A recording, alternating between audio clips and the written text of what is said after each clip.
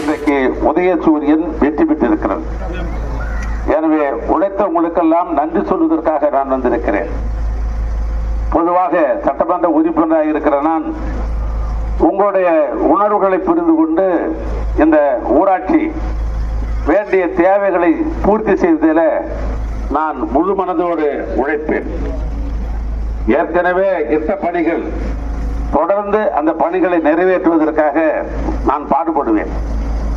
எனவே எனக்கு வாக்களித்த வாக்காளர் பெருமக்களே, எனக்காக உழைத்த உத்தமர்களே, உங்கள் அத்தனை பேருக்கும் எனது நெஞ்சார்ந்த நன்றி நன்றி நன்றி நன்றி நன்றி நன்றி. வணக்கம்.